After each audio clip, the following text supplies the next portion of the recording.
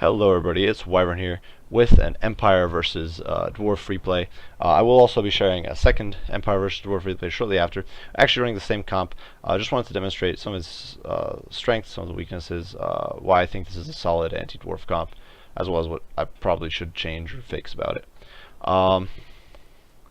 So right off the bat, I'm going to mention that up until this point, I went into this gaming night of quick match or quick play, hoping to get you guys some great footage of the Hellblaster. It's not a popular Empire pick for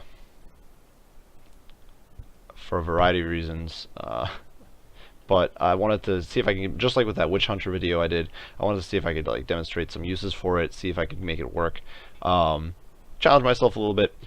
Unfortunately, I get almost every game I got was Dwarves, and Dwarves running organ guns, and organ guns absolutely destroy Hellblasters in a straight up artillery fight, and there's no real way you can outmaneuver them, especially because the Hellblasters take a lot of you have to pay a lot for Hellblasters. So after a while, I was absolutely sick of it. I decided to just run a more conventional Empire comp and beat the Dwarves. I was hoping to beat the Dwarves at their own game of artillery dueling. Always risky with Empire because their artillery crews are have less leadership, tend to break more easily. But I did want to give it a go. So I ran this comp. Boris Todbringer, running with everything except stand your ground, because I don't really care for charge defense against Dwarves. Running Midland Runefang, Crush the Weak for those great penalties for breaking enemies. Foe Seeker, Deadly Onslaught, and Stand Your Ground. Is it Hold Your Ground? It's the one that gives charge bonus. I think it's called Hold Your Ground. Jade Wizard. So my main, as you can see, my front line here is Great Swords, and I'm planning to basically just slug it out with my opponent in a straight up fight, infantry to infantry, after I've tied down or dealt with his ranged units. So the Jade Wizard is there to make sure to keep healing my Great Swords, heal them through all the damage they take. I did take 2 units of Empire Knights against Dwarves. You might want, a lot of people would like to run something like, like to run something like Demigryphs for the armor piercing, but honestly, Empire Knights are perfectly adequate. They do have 100 armor, which means most Dwarven infantry, even Slayers who aren't armor piercing, will struggle a little bit. Not a lot, but they will a little bit. And it does give you that mobility and mass to just push through the enemy backline and into the ranged troops for cheap price. Not the best shot cap, but definitely good enough for what I need them for. And then the Hammer of Witches to give me a high veterancy artillery and a great cannon. I was expecting organ guns because that's what I've seen the whole night. Go figure. This game, my opponent brought a whole line of Dwarf Warriors, 2 with great weapons, the rest are 2 normal ones. Unit of Northern Ironbreakers, Grumbling Guard, double units of Thunderers, 1 Dragon Black Slayers, and then a 9 veterancy Grudge Thrower, 9 veterancy Cannon, and of course the Goblobber. So there went my hopes of winning the Arty duel. Nonetheless, I did give it a shot. As you can see, I'm not risking any of my great swords or anything. I was hoping to get some early shots. I will get some shots in early on with the cannons, but in such a situation, I'm simply not really capable of winning the artillery duel. As you can see, the shots are going in. I'm aiming at the Thunders, and it's not doing the best work. They are spaghetti lined, so it's only taking out a few models per shot, doing some damage to the Dwarf Warriors behind him. I do realize my opponent is pushing his artillery into position. Dwarf cannons and Grudge Throwers are actually shorter range than Empire cannons by 10 points, by 10 meters, which is not a lot, but it can make a little bit of a difference.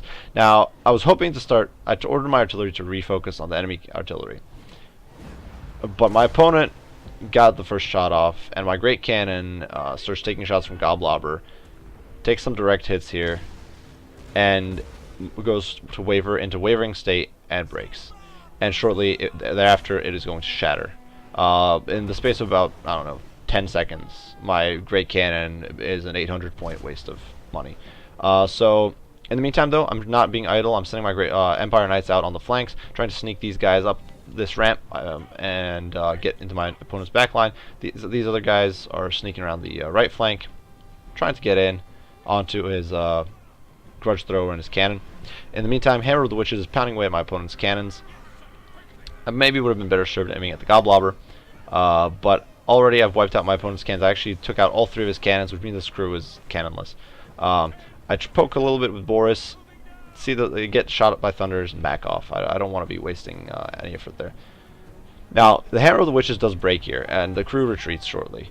I am pushing my greatswords forward now, realizing that I'm not really able to win this artillery duel, and I'll completely forget about my Jade Wizard. That's another mistake, and definitely a problem. Now, in the meantime, though, my Empire Knights have managed to sneak up this flank. They're not spotted as far as I know. And my Empire Knights over here are pushing up, and they are drawing away my opponent's attention. These Dragon Backs are over here on the wrong flank. So when these Knights come over from the left, they can have an almost completely clear shot at the Goblobber. Unfortunately, they are Empire Knights, so they're not going to do the best damage, especially because they have to bail out almost immediately, because they're being hit by Grumbling Guard, they're being hit by the Rune of Wrath and Ruin, the Master Rune of Wrath and Ruin, so it's a Rune Lord, and the Dragon Backs are coming back. Boris pokes around, but I can't really commit him. In the meantime, Greatsword's pushing up. My crew for the Hammer Witches broke, but they did not shatter, so they will shortly be able to reman their guns. And in the process of remanning the guns, I will realize that my Jade Wizard is still camping out all the way back here, not being used. It's a very amateurish mistake from me. Unfortunate, but it is what it is. Now, my Empire Knights, I sallied forth here, trying to get some side charge. These guys got a little bit of damage into the Goblobber, but I'm forced to retreat. I don't want to waste. I don't want to waste my Empire Knights too soon. I don't want to get them shot up by the Thunderers for no gain. I want to get my Greatswords in there first. And now my opponent does pull back his Thunderers. I'm not entirely sure why or what his logic there was. But my Greatswords are pushing forward. I do drop a Earthblood on one of them to start healing him up. Unfortunately, they are spread out, and this is another mistake I did. I probably should have kept my infantry a little bit closer just to get more value out of Earthblood. Hammer Witches is remanned though. It still has all three of its guns, despite being very low on HP, and is going to start pounding away at my opponent's artillery, going after the Goblobber. Now, Boris takes a full volley to the face here, but he pops Foeseeker, pops Deadly Onslaught, Stand Your Ground, and just goes ham on the Thunderers, starts beating him up.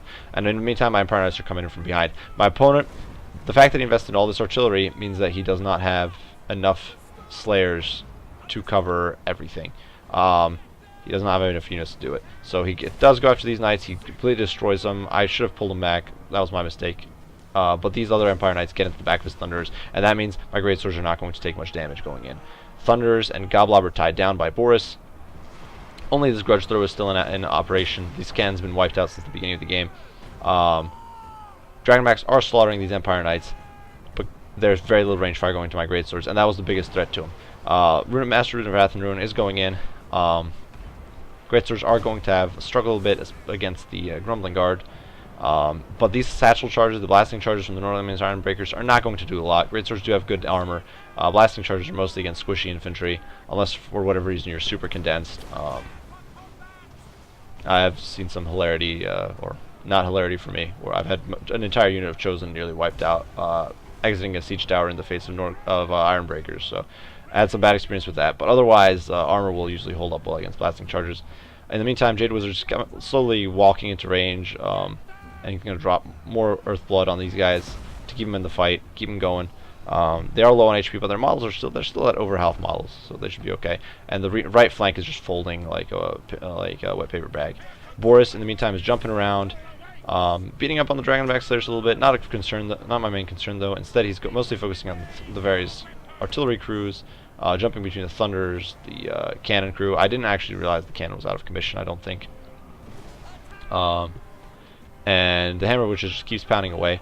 Now, although my front line was spread out, and that was not a good thing, from a healing perspective, it didn't mean that my opponent got split into these two separate pockets, and I could shell away at this exposed infantry with the Hammer of the Witches. Being split up is also even worse for Dwarves, since Dwarves don't have the mobility to flex, whereas I do. Even Greatswords, which are fairly slow for infantry, can flex somewhat efficiently. They are faster than like the Iron Breaker. They are faster than the Grumbling Guard. Not faster than the Slayers, obviously. And of course, my Empire Knights can flex. Boris can flex. So I'm just able to be much more flexible. Unfortunately, and this was another big mistake on my part, I left these Greatswords sitting around here. A full unit of fresh Greatswords sitting around on a flank doing nothing. I realize it now, and I'm pushing them in from the flank. These reserves, unintentional reserves, are going to do absolute work here against these exposed Thunderers and these exposed Dwarf Warriors. My opponents, of course, dwarves do not break easily, so that they keep the break, or they don't shatter easily. They break, and then they'll come back, rinse and repeat. But now that they're all kind of pushed away into these pockets, I'm able to start dissecting my opponent one by one, and slowly pick him apart. These Nord Gremlings taking some massive cannon shots. These great swords are getting replenished by Earth Blood. They are healing. So are these guys, despite being down to 15 models. They are replenishing a little bit. And my opponent, even though he's trying to surround my great swords over here, is about to get hit in the rear by a bunch of different units. Boris has still not reached his regen cap. He actually still has almost 1,000 HP to go before he's hit that, and jumps to these thunders, absolutely mauling them. In the meantime, Empire Knights, Dragonback Slayers are slowly being surrounded and slaughtered. I still do have plenty of winds of magic, so my Jade Wizard is still going to be potent. My opponent is trying to focus out my great swords, but the cannon is still firing. I still do believe I have a little bit of ammo. Actually, quite a bit of ammo. I still have 8 shots in the Hammer of the Witches. Great swords still have an okay model count, 72 models, which with Earth Blood means I would be able to recover them fairly easily. Earth Blood's guys are going down now, as you can see, and on a unit with 71 models, that's great. That's really solid. And my opponent's about to be surrounded here in this pocket, last pocket with the Rune Lord. Once Master of Negation goes down, it's going to go south for him. He does still have Dwarf Warriors with great weapons left and the Grumbling Guard, but Nord Gremlings, Iron Breakers, and those generic Dwarf Warriors just cannot do much at all against Great Swords with their solid armor. And the Rune Lord is not a particularly good melee lord. He's not going to do particularly well against Boris. And I still have that Jade Wizard, still have some magic. Some of my units, enemies' units, are recovering, but at the same time, so are some of my Great Swords. This lone Empire Knight over here. And my opponent decides to call it a game. Now, there are plenty of mistakes in that game for both sides, I think. I definitely think my opponent went a little too heavy into the artillery park, and it cost him a bit dearly because he wasn't able to cover it all. He also didn't have a lot of armor piercing. I don't think he was expecting me to go this heavy into great swords. On the flip side, my Empire Knights didn't do as much as I would have liked them to. I completely mismicroed the Jade Wizard by not. Despite the fact that I got that very opportune flank, I wasn't able to get full value of my Great Knights and or my Empire Knights and destroy his artillery. Some of his artillery did work. Obviously, immediately lost that Great Cannon. Got 14 kills, which is not bad considering I almost immediately got wiped out, but definitely a pity. Jade Wizard, I left him behind. That was a mistake. I had that unit of 90 swords, Great Swords sitting around on the flank, doing nothing when I needed them pushing in to do damage. So there were definitely some mistakes on both sides for sure. But I do think this was a solid comp, and it was working, and it worked pretty well against Dwarves here. I'm going to do one more. I'm going to show you guys one more game against Dwarves, which will be a little interesting, I think, as well. So I'm going to click continue here, and this was autosave. I didn't manage to save it normally in time, so there's the last autosave. This was the last game I did in the night. Once again against Dwarves. As I said, this night was apparently the all dwarf night. And I brought the same comp. I was thinking about mixing it up a little bit. I was thinking about dropping the cannons because I've been a little disappointed by their performance. But then I decided against it. I'm like, whatever, I'll try to make it work. And so same comp, nothing new for me. My opponent, though, did bring a pretty different comp. 2 Slayers, so definitely gets much more coverage. Some Longbeards, which will hold out better, though they will not do much more damage. And now a bunch of Rangers with great weapons. And I didn't see these guys. I suspected it because I couldn't... when I couldn't see... Or you can usually do some quick calculations of what your enemy has. And I saw that there was a fair bit of units missing, so I assumed there were some Rangers somewhere. I was worried it would be Ulthar's Raiders. Fortunately, it was not. That could have been really bad for me. But otherwise, yeah, my opponent had 2 units of Longbeards, I do believe. A unit of Dwarf Warriors, unit of Warriors of Dragonfire Pass, 2 Slayers. Thorgrim Grudgebearer, interesting choice. I don't believe he's that common. Maybe so that he can't get knocked around. But I do think that was a bit of an interesting choice. A whole bunch of Rangers who could be really potent against my greatswords, and a whole bunch of Grudge Throwers. Grudge Throwers are actually not bad at counter-battering enemy artillery. I don't believe my opponents, though, were all that high veterancy. One was veterancy 4, and the rest of them were only low veterancy. Or were not veteraned up. So immediately the game starts, and I push my cannons into position to shoot my opponent's grudge throws. I don't want to repeat the mistakes of the last game. The problem is that honestly, artillery on artillery duels are rather inefficient. This is something I do know, but nonetheless, I played into it. I don't want to. I'm really worried about if I push in with all my great swords. They are going to. I'm worried that even with the spaghetti lines, they'll take heavy damage from the grudge throwers. Now I do whiff some shots, or well, not as a whiff. Well, I'm whiffing some shots, and they're hitting his infantry, who I can't even see. But I'm not getting much damage to the grudge throwers. Artillery on artillery, unless you have the goblobber because of the morale breaks it can cause. Cannons are okay, but they're not that accurate. Hell cannons can be solid, but obviously that's not something he has Empire. So the options for counter battering are limited, but at the same time, I'm not willing to push in. I'm going to give it my best. I do see that my opponent does not have the goblobber, which means that morale-wise, I might not be completely screwed. Now my opponent does a mistake here. He pulls back with his army. I guess he was hoping to win the artillery duel, which he probably would, I think. My great cannon over here is not veteraned up. It is already taking some damage. The chances are it will eventually break, but I'm not willing to let this go on. I do believe my great Empire Knights take some hits over here from the grudge throwers. It's okay though, they're cheap. I'm pushing these other Empire Knights forward though. I'm pushing my cav forward. I'm planning to fully exploit this. I was a little worried about Ulthar's Raiders being camped out over here, or Rangers. And I do spot some on the tail end. I think I only spotted one unit of them. These unit of Rangers with air weapons. But seeing that they're fleeing, I immediately dive in on the grudge thrower. I actually retargeted my cannons on these backline grudge throwers so that they wouldn't accidentally hit Boris. It's not my intent to clock him in the face for a lot of his HP. And so I do get some damage over here to the grudge throwers. Nothing crazy, nothing too fancy, but it is some damage. I do believe one has been destroyed. In the meantime, my Empire Knights are posturing. They are moving out here. I'm keeping them wide. These guys, I'm keeping them hidden behind the hill.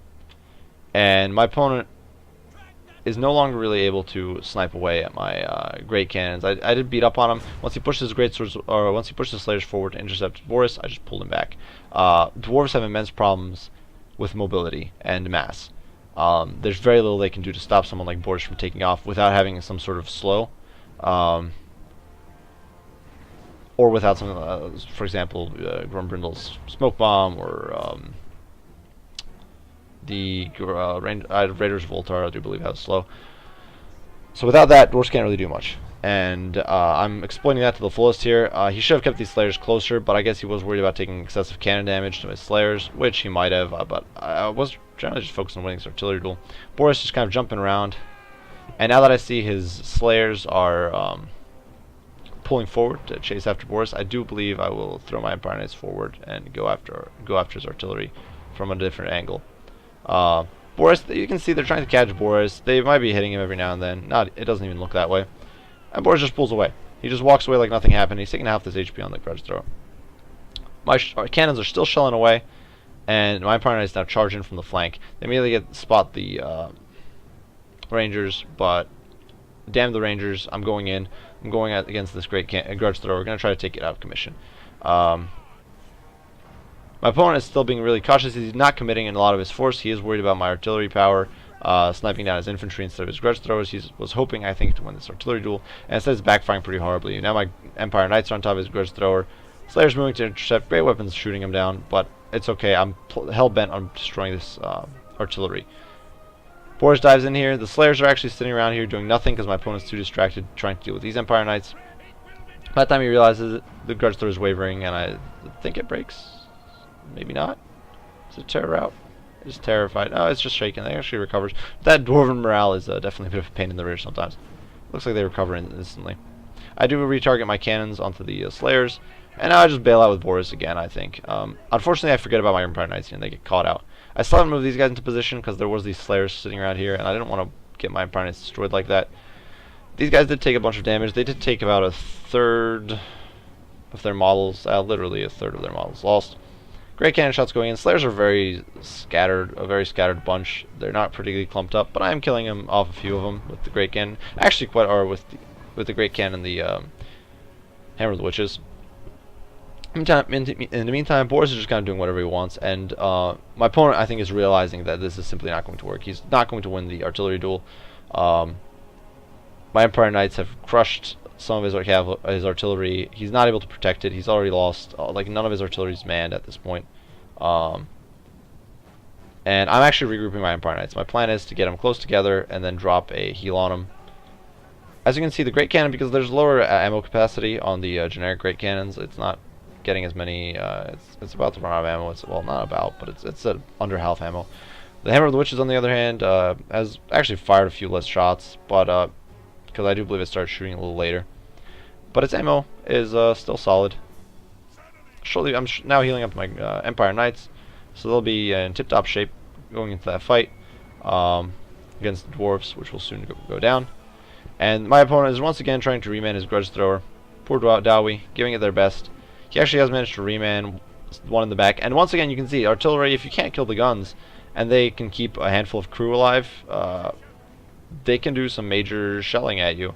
And this Grudge Thrower, it looks like, still has 3 guns in operation, which is a little ridiculous. And it's hammering away at my Empire Knights, which is a little unfortunate, and I think I stop me and don't pay attention to him. But Boris is once again going in to shut that down. I'm sick and tired of artillery. I'm going to try to shut it down. I do occasionally spot these rangers with great weapons, and I'm hammering away with them with artillery. They are the last major threat to my greatswords. Longbeards, Warriors of Dragonfire Pass, Slayers, those are all, none of them have armor piercing. Yeah, Slayers have high damage, period. Warriors of Dragonfire Pass do have a bonus against infantry. But when push comes to shove, greatswords are simply better combatants in melee. They will just slug it out, especially with the Jade Wizard in support. Now, my opponent does have a Runesmith here, which will help a bit.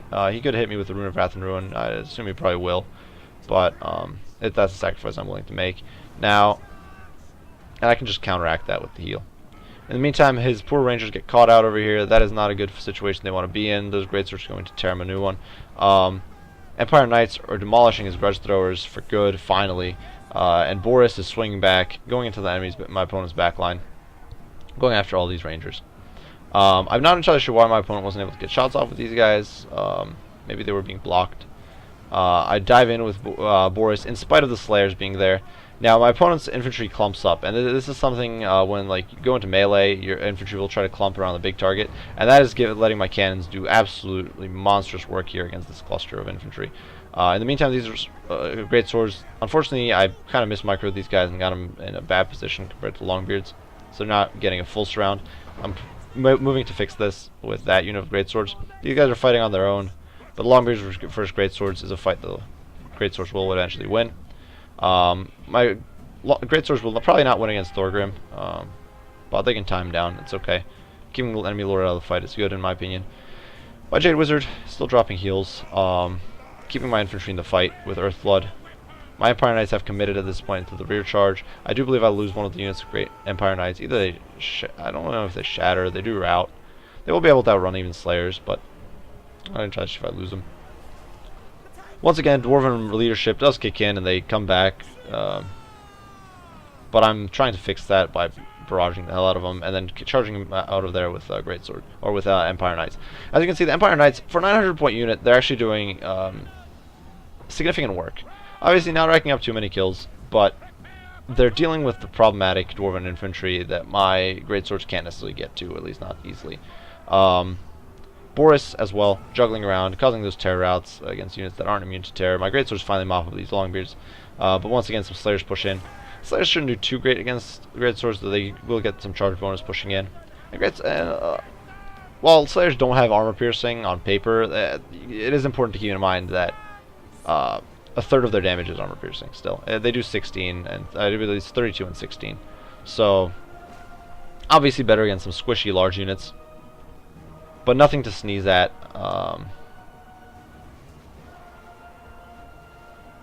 Now my Empire Knights charged in here. I don't think I realized these were Slayers, which was a bit of a mistake. I wasn't paying attention. I didn't scroll over them to check what they were. I think my Empire Knights paid for it by getting wiped out. That was something I should pay more attention to. I saw the Longbeards, and I'm like, oh, that's just warriors or something. It was not. It was Slayers. And Slayers will butcher the Knights. But at this point in the game, my opponent's army is shattered. I got the dwarves to break, and I'm using these Empire Knights, this combination of Empire Knights and Boris to kind of finish my opponent off. I was distracted. With a call at this point, but I was still I had assigned units to to mop my opponent up. But yeah, this was a game. I do think this definitely. I do think this demonstrates some of the issues Empire has with dwarves. But also some ways you can deal with them, and where you can cut corners to make a more functional list. Plus, I'm not going to say this is like the end-all be-all strategy. Certainly not. There's certainly some things that could be done better. one last Slayer getting run down here. My opponent did not actually opt out of this one, despite being down to one Slayer. Which is kind of amusing. I forget how he died. I guess just a generic death to like Empire Knights. But it was a close victory. It wasn't Pyrrhic, which isn't, honestly, in my experience, most of the matches you do in a quick match tend to be Pyrrhic victories. So it's definitely nice to get a close one. Now I only got about a third of my army lost, whereas my opponent was, well, they're dwarves, so slaughtered almost a man. I think that once again, I think there was definitely some things I could have done better. I could have been paying more attention to my knights. I had massive losses in both units of knights, basically because I didn't pay attention to them. One unit got clocked by artillery, the other unit got caught out by slayers, which is not a good situation for him. I got good use out of the Grape Cannon and Harem of the Witches. I do think one of the big things here to figure is that dwarves will win an artillery duel against Empire, basically every time. If you want to beat dwarves in a artillery fight, you have to support your artillery with something else. I have tried making use of the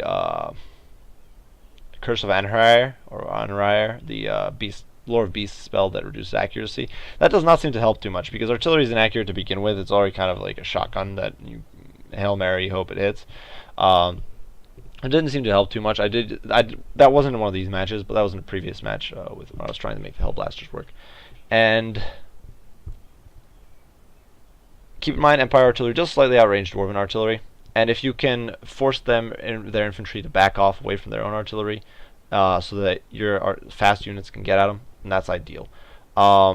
If you can't do that, obviously a Flying Lord can be very ideal for that. Otherwise, try to look for flank opportunities. If your enemy's artillery is focused on your artillery, and if they outnumber your artillery, then you should have some units that you can get around the flanks. I did a full front line of greatswords here. I ran a Jade Wizard for healing. As you can see, the greatswords did absolutely great work. Boris, of course, did work, jumping around, and the artillery this time around did great work. For my opponent, the Slayers did a lot of damage. Torgrim did something. The Grudge Swords didn't do much. This is probably mostly gun crew, maybe a handful of greatswords who died. Actually, it's probably the knights and the gun crews on my cannons. So that's simply not too impressive. Obviously, the Longbeards can't hold. I found with Empire that it's not against dwarves. You will almost always lose the skirmish fight. Dwarvish skirmishers, whether they bring Quarrelers, Thunders, unless they do something like this, honestly, but this isn't particularly common. This many ranged with great weapons. Dwarves will basically always win a skirmish fight. Thunders will trash handgunners. Quarrelers will trash handgunners. Their artillery will generally trash your artillery. Goblobber is an amazing tool. In a lot of games, you will see Goblobber used, and he will destroy your infantry. And the organ gun can easily destroy your infantry. So you really, with Empire, you have to use your firepower as support, or your ranged units as support for what's mostly mostly a melee-oriented army, in my experience. Something like the Silver Bullets, despite the fact that they have magic damage, can be useful against dwarves, because they still do about the same damage as handguns, even with the debuff for having magic damage, and they can actually stalk to close the distance on the dwarves, and that way they avoid taking that punishing fire that's otherwise crippling for other Empire infantry units. Greatswords, if you can get something else to distract your opponent or first deal with their artillery, then the greatswords can close the gap and absolutely demolish the dwarven infantry. If your opponent does a build centered around holding the line, with longbeards, with dwarf warriors, with slayers, none of these units perform particularly well against greatswords. Definitely not given the cost differences. Obviously, greatswords are more expensive than longbeards and warriors, but slayers are more expensive than the greatswords, and the greatswords will trash them in melee. Jade Wizards are definitely not bad. Dwarves do tend to rely on runesmiths, whether one or two, or even two in a rune lord, or any combo like that. So if you can counteract that with healing, since generally Rune of Wrath and Rune does not kill units, it just drops their HP a lot. If you can counteract that with healing, that's incredibly powerful. The dwarves can only target one unit with Rune of Wrath and Rune, so keep that in mind. Otherwise, for cavalry, you don't need the best of cavalry to beat dwarves, as I think the Empire Knights demonstrated here. Obviously, they're not racking up crazy kills, but they are doing their job, which is tying down the enemy skirmish units, dealing with our artillery park, and just being a pain in the rear for my the much slower dwarves. And they have okay enough armor to where they can get by against a lot of lower end infantry, or infantry that doesn't have great weapons, since dwarves' only real anti-cav is slayers. So definitely something to keep in mind. Obviously, if your opponent brings something like Ulthar's Raiders, it is probably not, or if you see that they run Brindle with Smoke Bomb and he's camping out next to his artillery, it's probably not the brightest idea to drop in with a Flying Lord, because that could risk either losing your Lord entirely, or taking massive amounts of damage that you're not going to be able to heal back, whether you bring a generic whether you bring a generic Empire General with Potion of Healing, or Boris with his slow passive heal. I definitely hope you guys enjoyed this. I hope you found it informative and helpful. I hope it helps you develop some of your Empire strategies. I will hopefully start posting some videos of non-Empire gameplay. It's just that I simply really enjoy playing Empire and like developing new strats and testing out new builds for them. If you have any recommendations for what you'd like to see, feel free to post them down below. If you enjoyed the video, feel free to like or subscribe. And as I like to say, even if you didn't enjoy the video, definitely comment. Post any criticism, any way I can improve my presentation or my videos. I appreciate you all for watching, and Wyvern out.